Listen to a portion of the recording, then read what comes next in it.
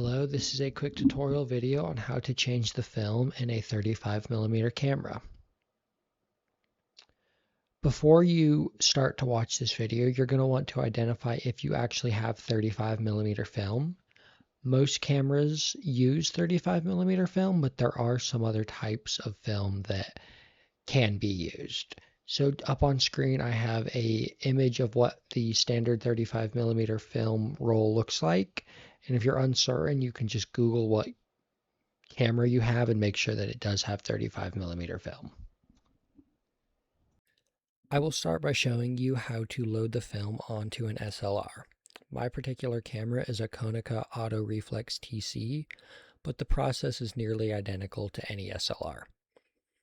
The first step is opening the back of the camera.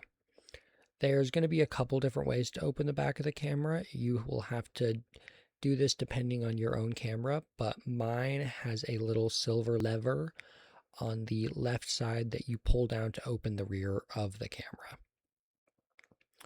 Once the camera is open, you'll see a little hole on the left side of the camera. This is where the body of the film will go.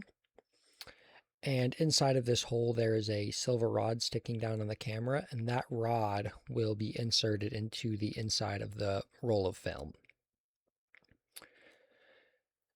Once you have it inserted, you will pull the film across the shutter door and insert the end of the film into the far right cylinder in the camera. Once that's inserted, you're going to want to give it a little pull just to make sure it is properly tight. You're going to want to cock the camera 1 or 2 times and just watch to make sure that that film is wrapping around that cylinder at the end. Once you've confirmed that it's wrapping around a couple times, you're good to close your camera and then cock it 1 or 2 more times just to make sure that there is no exposed film in your camera. Because if you don't cock it, you'll take a photo and the film will already be exposed to light from the loading process of that.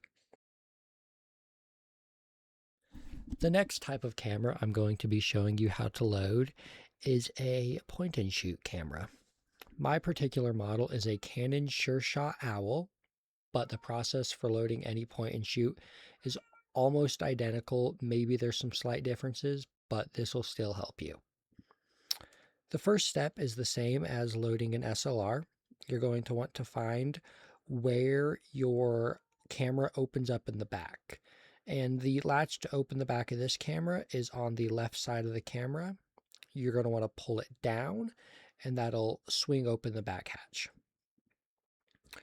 Once you have the back open, you're going to want to put your film on the right side of the camera with the hole in the film cartridge facing up.